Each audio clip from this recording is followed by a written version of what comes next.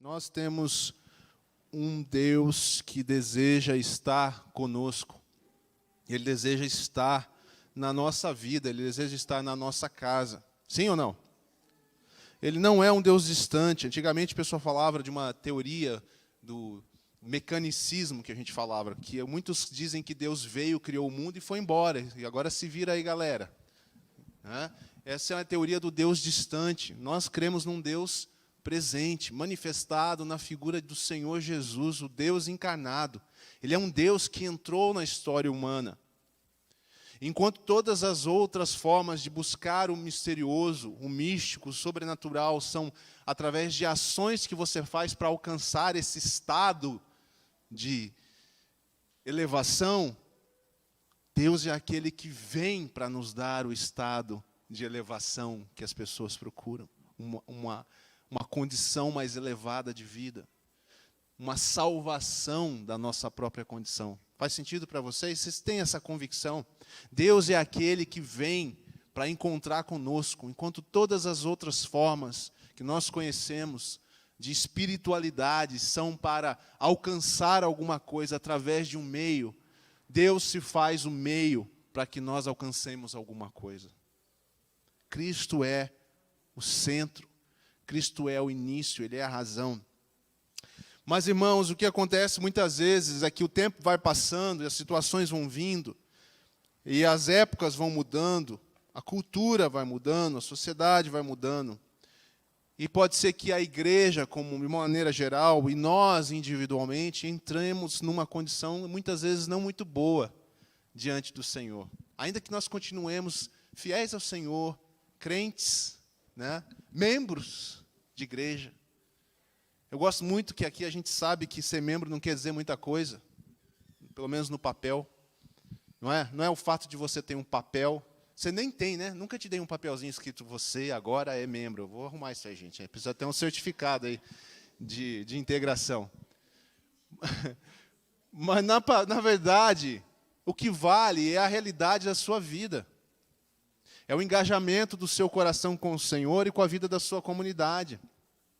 É a sua presença no meio da sua comunidade. É o seu coração de serviço. É o ser parecido com Jesus que importa. Nós temos toda uma organização aí para manter as coisas em ordem. Nós somos em 50 pessoas, talvez, hoje, formalmente.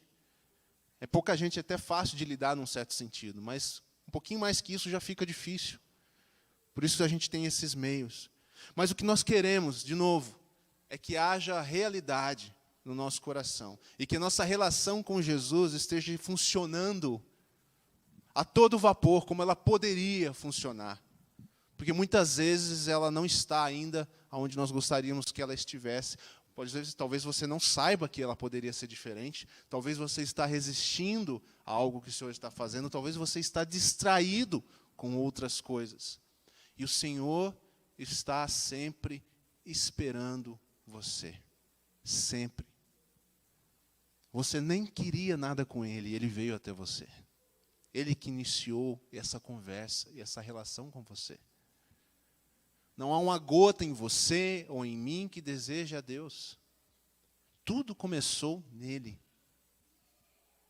A menor chance de alguém sequer perguntar sobre Deus, pensar em talvez ir em alguma igreja, já passa pelo Espírito de Deus sussurrando, e a pessoa minimamente ouvindo a sua voz. É por isso que nós oramos para as pessoas, por nós e por outros. Senhor, fala com essa pessoa. Senhor, abre os ouvidos, porque quando ela te ouvir, ela não consegue resistir ao Senhor. Pelo menos não por muito tempo. Vamos ouvir o que o Senhor tem para falar para nós sobre esse assunto. Abra sua Bíblia em Apocalipse 3. E não sai correndo, gente. Apocalipse é sempre assustador, né? Então, segura a onda aí. Nós não vamos pegar nada muito complicado, não. Mas pode doer um pouquinho. Apocalipse capítulo 3, a partir do versículo 14. Diz assim. Estou lendo na nova versão transformadora, então pode ser um pouquinho diferente se você tiver outra versão.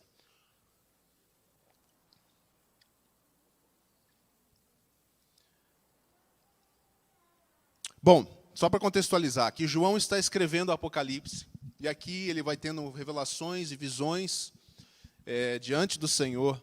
E aí ele escreve 7 cartas às 7 igrejas. E essa é a última das igrejas, aqui no versículo 14 do capítulo 3. E olha o que ele diz a essa igreja em particular. E olha, irmãos, qualquer uma dessas igrejas podia ser a gente, tá bom? Essas igrejas são reais, foram escritas para igrejas da época, mas como tudo na palavra de Deus, ela se encaixa perfeitamente a um momento de alguma igreja na vida, na sua existência. Ele diz assim, a igreja de Laodiceia, versículo 14, escreva esta carta ao anjo da igreja em Laodiceia. Esta é a mensagem daquele que é o Amém, a testemunha fiel e verdadeira, a origem da criação de Deus. Aqui nós vemos a João estabelecendo a qualidade dessa mensagem. Essa é uma mensagem enviada diretamente pelo Senhor da igreja, a cabeça da igreja, o dono da igreja. E ele diz, ele coloca algumas das suas referências, aquele que é o Amém, ou seja, aquele que é o tudo, o assim seja, é aquele que concretiza todas as coisas, é esse que fala a igreja, ele que é a testemunha fiel e verdadeira, porque não há outro que testemunhe de Deus e do Deus eterno, e que seja maior testemunha que o próprio Senhor Jesus. Ele sempre falou, eu vim para falar do Pai, eu testemunho, se eu estou aqui é porque Deus é real, é porque Deus existe. As minhas palavras são as palavras do próprio Deus, eu falo em nome dEle, falo aquilo que Ele deseja que seja falado. Ele é a testemunha fiel, não há outra testemunha de Deus maior que o próprio Deus encarnado em Cristo. Ele é a testemunha fiel e verdadeira, a confiável. E a terceira qualificação que ele coloca de si mesmo, a origem da criação de Deus, por Ele, por meio dEle, todas as coisas foram criadas. Tudo subsiste por causa de Cristo. É por isso que nós adoramos ao Senhor Jesus, é por isso que nós aprendemos a amá-lo. Ele é o centro de todas as coisas. Aqui nós podemos entender isso também como falando sobre Ele como a origem da igreja. Nós existimos porque Cristo existe. Quem é que as pessoas dizem que eu sou Pedro? E Pedro, por revelação do alto, do Pai, diz, tu és o Cristo, o Filho do Deus vivo. E Jesus diz para Pedro, trava a língua, gente. Predo. Já chamaram você de Predo? Não. Não. Cara, eu estou tão feliz agora que você falar isso para mim. Mas muito feliz, cara. Se você faz isso com o seu próprio nome, eu errar, nossa, estou me sentindo tão bem. Eu achava que eu ofendia as pessoas quando eu falava Predo. Jesus diz a Pedro, não foi carne ou sangue que te revelou isso, mas o meu Pai.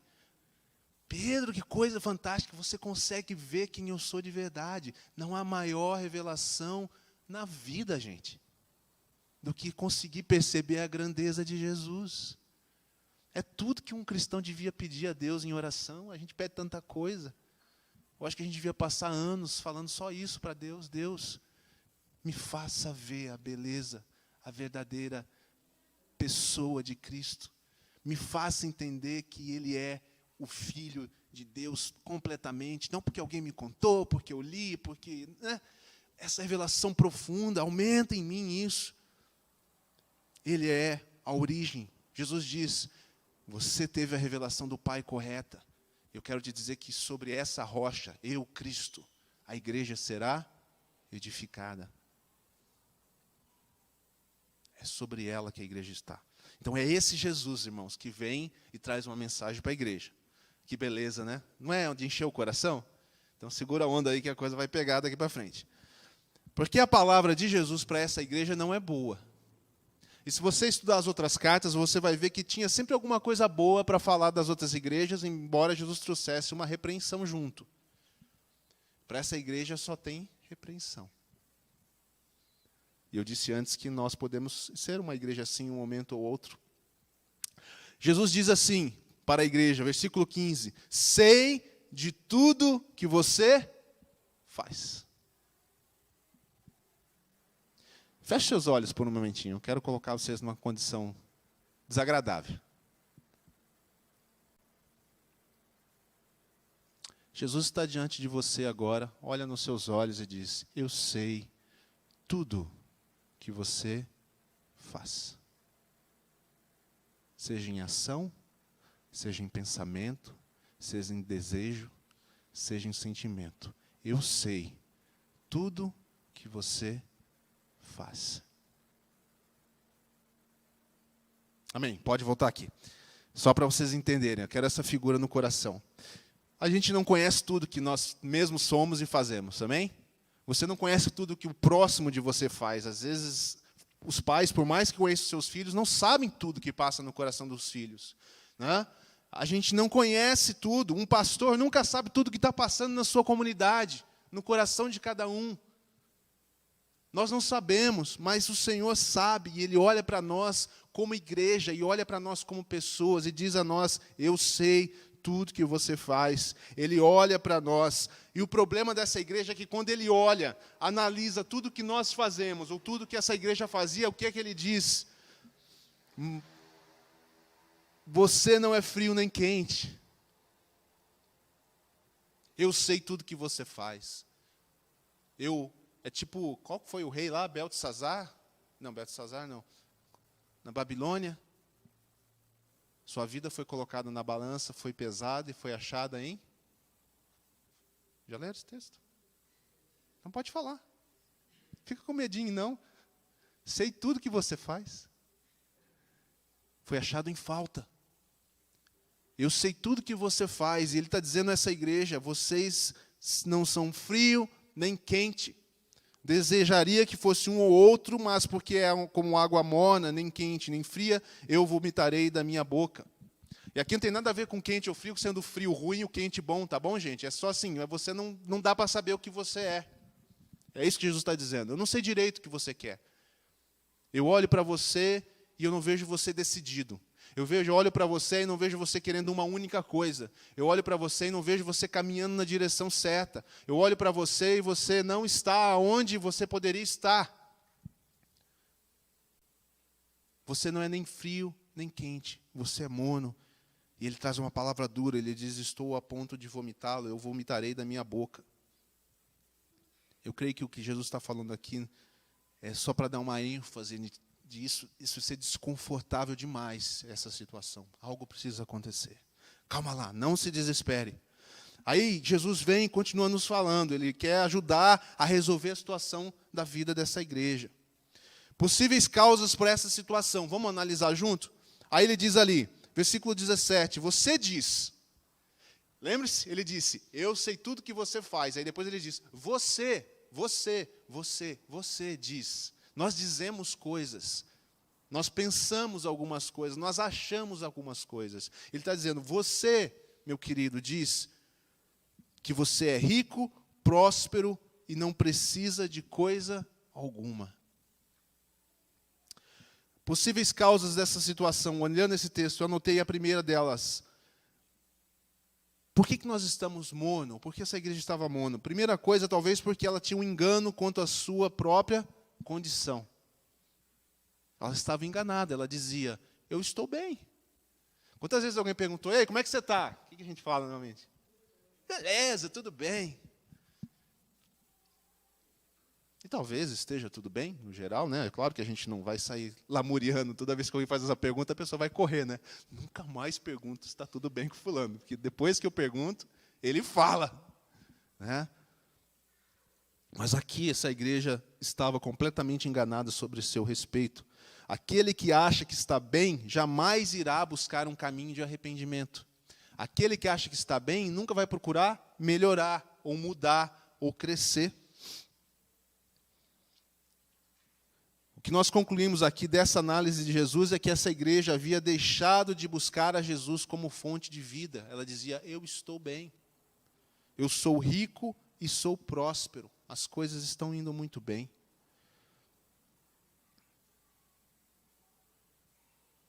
E ele diz mais: e não percebe que é infeliz, miserável, pobre, cego e está nu. Essa igreja sofria de um outro mal, cegueira. Ela não conseguia ver sua verdadeira condição. É como olhar no espelho enfeitiçado, e você tem uma aparência e você vê outra.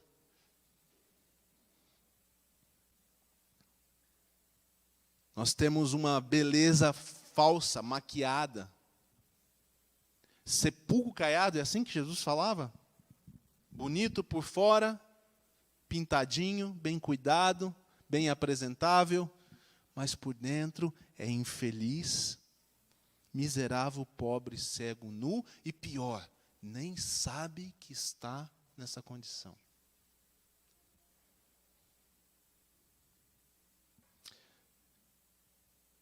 Eu penso que nessa situação é como se a luz da nossa própria glória ofuscasse a luz da glória de Deus. Nós estamos tão envolvidos com nós mesmos que nós não vemos aquilo que precisamos ver, porque a luz de Deus, que clareia todas as coisas e revela quem nós somos, ela está ofuscada pela nossa preocupação conosco mesmo. Então essa é a condição, irmãos, dessa igreja. Não percebe. Ela não percebe. Aí vem uma possível solução. Que bom, né? Que Jesus, ele vem, ele fala conosco e ele não nos deixa sozinhos. E o que ele diz? Qual é a recomendação dele? O versículo 18 diz assim: então eu o aconselho a comprar de mim ouro purificado pelo fogo, e então será rico. Compre também roupas brancas, para que não se envergonhem de sua nudez, e colírio para aplicar nos olhos, a fim de enxergar. Quando a gente lê aqui rapidinho, quando fala compre, a gente já fica feliz, né? Que fazer compra. Mas Jesus está sendo bem específico. Talvez é a compra que você está mal acostumado com as compras que você anda fazendo. Jesus diz para comprar 3 coisas aqui. Eu quero usar aqui de uma certa liberdade para pensar em 3 situações opostas a que nós estamos sendo alertados aqui. Em primeiro lugar, ele fala para comprar ouro. O ouro, ele tem um símbolo de pureza nas Escrituras. Então, ele tem um símbolo de santidade, ele tem um símbolo de qualidade. Mas mais que isso que nós falamos no começo, o ouro tem um símbolo aqui de realidade. Algo que passou no teste, que passou pelo fogo e continuou sobrando ouro. Porque se fosse falso, o fogo iria consumi-lo e não ia sobrar muita coisa. O que me diz que a situação da igreja aqui era de que ela estava comprando tipo um ouro falso. Você está depositando a sua confiança e a sua alegria e a sua satisfação em coisas que, se eu tocar fogo, não sobra nada. Eu aconselho você a comprar ouro de mim. Porque se você comprar ouro de mim, o que você vai ter é verdadeira riqueza. É a riqueza que importa. É a riqueza que passa pelo fogo. Ele não fala só isso, ele fala para comprar vestes brancas. Não é nem vestes novas, mas vestes brancas. Mais uma vez fala agora de santidade, mas uma santidade talvez exterior, aquela que se apresenta, uma verdadeira santidade. Nós saímos do sepulcro caiado, onde está só por fora bonitinho. O ouro nos dá a riqueza interior, verdadeira, realidade, o peso de realidade eterna. Vestes brancas nos fala dessa santidade exterior, de uma aparência renovada, de uma vida nova. Vestes brancas aqui não fala de um testemunho diferente de vida. A sua aparência exterior, igreja, é o que Jesus estava dizendo, era maquiada, era falsa, estava suja e estava velha. Eu aconselho a você comprar de mim e não de outra fonte. Não é só para você trocar a sua aparência exterior, é para você comprar de mim. Vestes brancas que mudem a sua vida de forma que você não seja encontrado em vergonha e nudez. Porque você não acha que você está nu e que você está em vergonha. Mas Jesus está dizendo que você e nós e a igreja ali estava. Eles não estavam vendo. Jesus estava dizendo, olha, você precisa entender que você está nu. E que as suas roupas são velhas e sujas. E eu quero que você compre de mim vestes novas, vestes brancas. Eu quero que a sua forma de vida mude. E que você seja achado bem vestido. Deus não quer nos humilhar, Ele quer nos quebrantar. Há uma diferença. Às vezes a gente acha, você quer me estar falando isso, quer me fazer sentir mal. Não, Deus quer que você tenha a realidade. Porque Ele tem uma proposta para cada um de nós. Ele tem um convite para nós. Vestes brancas fala dessa mudança que o próprio novo nascimento traz. Vestes brancas fala da apropriação do sangue de Cristo, que nos lava e nos purifica de todo pecado. A nossa aparência é transformada, é uma nova vida. Paulo gosta muito de usar esse exemplo nas suas cartas. Irmãos, vocês precisam se despir do velho e vestir o novo em Cristo. Irmãos, não andem mais nas coisas que vocês andavam antes de Cristo. Andem em novidade de vida, em mudança. É isso que Jesus está falando para essa igreja, meio que reverberando até a mensagem de Paulo, talvez. Igreja de Laodiceia, vocês acham que vocês estão bem vestidos, mas vocês não estão. Vocês precisam comprar roupa nova de mim. E a terceira coisa que ele usa ali de figura é o colírio para os olhos, né? Mateus 6:22, o próprio Senhor diz, se os teus olhos forem bons, todo o teu corpo será bom. Se os teus olhos forem maus, estiverem em trevas, quão grande trevas serão. E o que ele está dizendo aqui, vocês são cegos. Vocês estão vivendo como cego.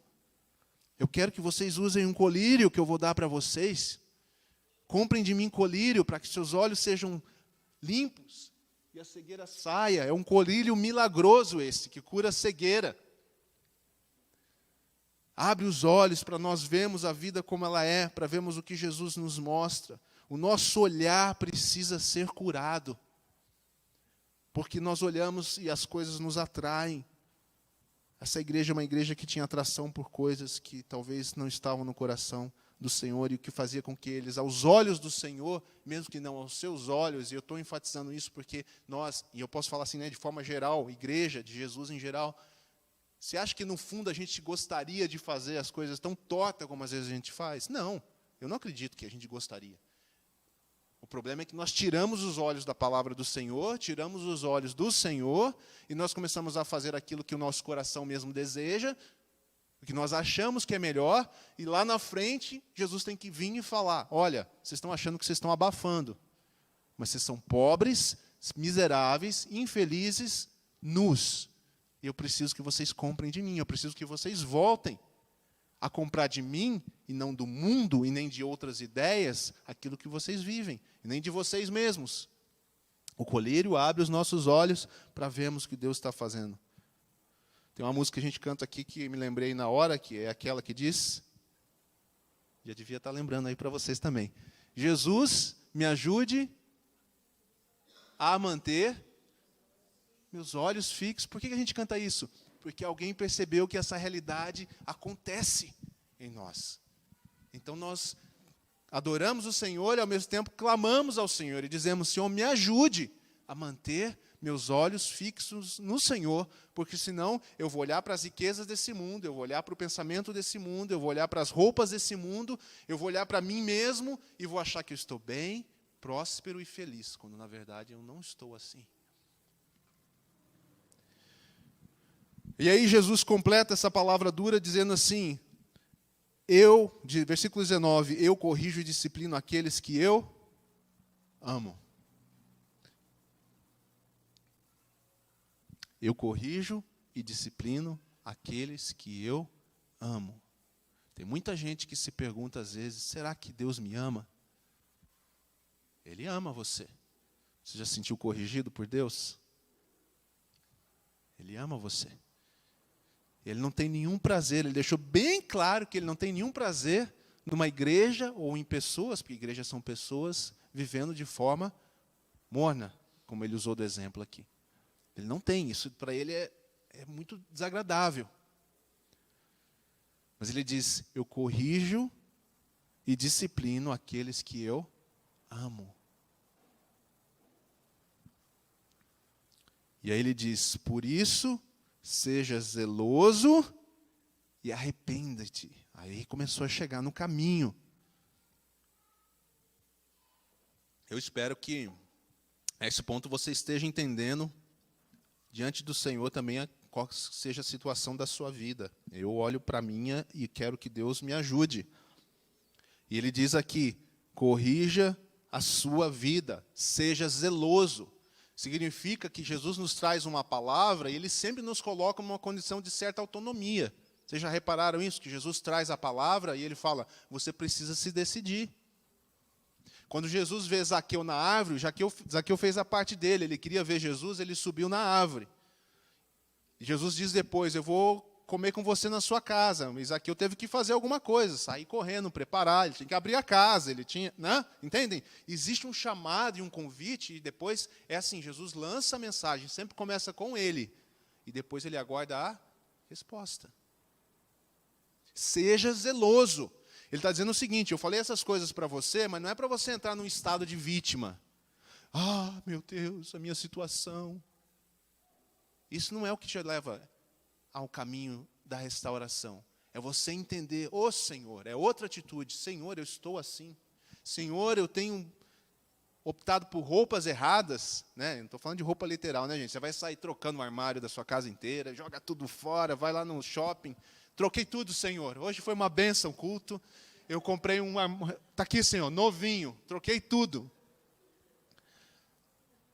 Bom, se tiver meio ruim, dá uma ajeitada lá, faz bem. Mas não é isso, né? Não é isso. Seja zeloso, tome uma decisão. O reino de Deus é tomado à força, muitas vezes, porque é nós pegando a palavra do Senhor e trazendo para nós. Paulo dizia, eu esmurro o meu corpo. Ele falava isso. Palavras fortes, claro que não literais, mas no sentido de mostrar assim, é isso que eu quero. Eu pego o meu próprio corpo, a minha alma pelo colarinho, eu digo, você vai servir a Deus. Você vai comprar ouro de Jesus, você vai comprar vestes novas dele, você vai, sim, Senhor, na direção do Senhor. É uma decisão que é tomada a cada minuto, a cada hora, a cada dia, a cada semana, a cada ano diante do Senhor. Seja zeloso e arrependa-se. Arrepender-se é mudar de caminho, irmãos. É mudar de caminho. Como é que eu sei que arrependeu de verdade? Porque houve mudança de direção. Arrepender-se é a mesma coisa. Os caras estavam instalando placa ali. Você vê uma placa de retorno e você retornar. Arrependeu-se. Se você diz que se arrependeu, mas continua no mesmo caminho, na mesma direção, não teve arrependimento. Só teve informação. Porque agora você sabe mais uma coisa e vou dizer, você acabou acrescentando mais peso à sua vida. Porque o arrependimento do Senhor vem para aliviar a sua bagagem. Para te fazer feliz. Porque você acha que é feliz, mas você é infeliz. Porque não tem como ser verdadeiramente feliz sem o Senhor, sem estar na direção que Ele planejou para a sua vida. A sua felicidade pode ser aparente. Talvez por isso você nunca fique bem resolvido, ou eu, porque nós estamos com uma felicidade meio apontando para o lugar errado. Ele diz, seja zeloso, então. E aí a parte melhor que todo mundo gosta desse texto, né? Versículo 20, que é o que todo mundo já decorou. Na minha versão é legal, que ele diz, depois de zeloso, arrependa-se. No 20 ele diz assim, preste atenção. Acorda aí, meu filho. Eu lembrei daquele negócio do Instagram agora, nesse momento. Eu não vou falar qual é. Preste atenção, acorda. Desperta tu que dormes. Estou à porta e bato. Se você ouvir, primeira coisa, a minha voz, e se você então abrir a porta, entrarei e juntos faremos uma refeição. O que você ia cozinhar com Jesus? Eu ia cozinhar uma comida indiana, talvez, fazer um hambúrguer. Não, já pulei, são duas coisas. Mas aí está aí uma boa ideia. O Lucas me dando ideias, olha.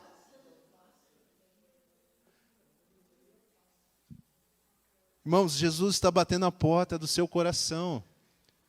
Ele traz uma palavra dura porque Ele te ama, Ele disciplina, mas Ele não é um Deus distante. Ele não é um Deus que lançou um monte de regras no universo. Se vira aí, gente. Um dia eu volto. Ele está conosco, Ele bate a porta. Esse texto aqui não é para descrente. Isso aqui é uma carta escrita às igrejas. É nós que fechamos a porta para Jesus na prática, no dia a dia. Já teve um irmão que usou o termo de cristãos ateus, ou se isso faz algum sentido para você, que são pessoas que são nominais, frequentam igrejas, dizem que amam Jesus, dizem que são cristãos. Não, pensa comigo, você acha mesmo que o Brasil tem 80% de pessoas cristãs e todas elas estão com a vida realmente convertidas ao Senhor? Você consegue achar que isso é verdade? Não é, gente. Mas eu não posso resolver a vida de todo mundo, né? Eu tenho que cuidar da minha. Então a pergunta é, será que eu estou vivendo uma vida de porta aberta com Jesus? Porque é muito fácil fechar a porta no dia a dia. Você fala assim, não, a minha vida está aberta para Jesus. Será que está mesmo? Quem julga isso é Ele. Eu sei tudo que você faz. E quando Ele olha, Ele diz, a porta está fechada. Ele falou isso aqui? Não, mas Ele está batendo a porta. Então a porta está fechada. E a gentileza de Jesus é assim, totalmente alinhada com o seu caráter. Porque eu ia chegar metendo o pé. E quantas vezes a gente já não chegou metendo o pé tentando chegar em alguém também? E Jesus chega em nós, suave. Ei, Leandro, fulano, ciclano, minha querida, minha filha, meu filho. Eu bato a porta, ele está batendo a porta. Ele diz, se você ouvir minha voz. Gente, eu podia ficar aqui 3 horas falando só sobre esse versículo. Fácil. Fácil, sinceramente. Eu realmente gosto dessas metáforas que o Senhor usa para nós. Se você expandir isso aqui para pensar na sua vida como uma casa, como as atividades que você tem na sua casa. E por que talvez ele fala, se você ouvir, porque significa que você pode não ouvir. Aí você começa a pensar, mas por que eu não ouviria? Jesus está à porta. A gente espiritualiza assim, de uma forma errada, né? É óbvio, se Jesus falar comigo, eu vou ouvir. Será? Ele disse, se você ouvir. Então talvez ele já esteja falando faz um tempo. E você nem está ouvindo. Eu nem estou ouvindo. Eu tenho feito uma oração particular a Deus. Deus, se o Senhor está falando, eu quero ouvir. Mas aí eu percebo assim, será que você quer mesmo? Porque quando eu falar, vai incomodar um pouco. Porque talvez tenha coisas que eu quero alinhar na sua vida. A minha presença alinha. Só o fato de eu estar na sua presença, você se constrange. Você já leu sobre avivamento? Quando Jesus vem, eu tenho lido um pouco sobre isso, quando o Espírito vem em avivamentos, as pessoas confessam coisas que elas nem imaginavam ao Senhor. E a presença do Senhor já leva elas a um arrependimento assim, escabroso. Pelas mínimas coisas. A presença de Jesus já faz com que a gente descubra o quão distante nós estamos da realidade. Então, se você ouvir a minha voz e for zeloso, e se arrepender do caminho, você sabe, eu tenho que abrir a porta. E se você se arrepender, eu fechei, vamos mudar isso. Eu fechei, agora eu vou abrir. Eu vou abrir a porta. E a hora que eu abrir a porta, Jesus está dizendo também assim, dali para frente, deixa comigo. Porque se você abrir, eu vou entrar. Ele podia ter escrito aqui, né? Se você abrir a porta, ouvir a minha voz, abrir a porta e dizer, entra Jesus, eu vou entrar. Ele disse, se você abrir a porta, eu vou entrar. É tudo que eu preciso. Que você esteja de verdade disposto a me ouvir. Eu acho que Jesus não gosta de perder tempo. Vocês se lembram que ele ensinou para os discípulos? Entra na cidade, fiquem onde puderem, pregue o evangelho. Se ninguém quiser ouvir, bata o pó e vaza para a próxima cidade. É uma coisa que sempre me deixou meio assim grilado com essa perspectiva de Jesus. Jesus tinha pressa com o evangelho. Quem precisa ouvir, vai ouvir e se arrepender. Depois você volta na cidade, se precisar. Mas eles diziam, pregue a mensagem, anunciem, sejam minhas testemunhas. Se ninguém quiser ouvir, vai para a próxima. Tem alguém precisando ouvir em outro lugar. Jesus quer você disposto a ouvi-lo. Essa simbologia aqui é essa. Você realmente quer ouvi-lo. Você abriu a porta. Às vezes a gente deixa Jesus falando lá fora. Domingo após domingo, Jesus está falando lá de fora. Em algum momento da nossa vida, a gente precisa começar a abrir a porta. E aí vem a parte mais bonita desse texto, assim, né, para deixar a gente de volta num lugar um pouquinho mais confortável. Ele entra. A disciplina já foi dita. a realidade já foi trazida. E agora ele fala, vamos sentar, vamos cear juntos, vamos cozinhar alguma coisa. Sentar à mesa é um símbolo de estar em comunhão, de estar em relacionamento. É muito forte isso nas Escrituras, né? Jesus ainda fala com alguns tipos de pessoas, não é nem com os de fora, com alguns tipos de irmãos. Às vezes, o caminho que eles estão escolhendo, você não deveria nem sentar à mesa, diz Jesus. Olha a importância da mesa. O que Jesus está dizendo aqui, então, ao contrário, olha, está tudo bem entre nós. Eu vou fazer tudo ficar bem. Nós vamos sentar e nós vamos comer juntos. E nós vamos nos alegrar de verdade. E nós vamos rir juntos. Nós somos amigos. Quando você abre a porta e Jesus entra, ele entra com tudo que ele é. E a impressão que você vai ter é que você é um amigo do Rei do Universo. É uma coisa que não faz sentido. A gente não consegue, é difícil ser amigo de gente importante, né? Sempre tem aquela coisa, autoridade, não sei o que e tal. Amigo de verdade, ele vai fazer com que você se sinta amigo, ainda que ele seja ainda o Rei, ainda que ele seja o soberano, o Senhor do Universo. Eu sou amigo do Senhor, e Ele come a mesa comigo, e a minha vida é transformada por isso. A minha casa é transformada por isso. A minha casa interior é transformada por isso. E agora eu sou de verdade uma pessoa em condições de ser de verdade feliz, de não ser miserável mais. Ainda que tudo o mais esteja complicado em outros contextos, de dentro para fora, a minha vida é uma vida que está recebendo da presença de Jesus.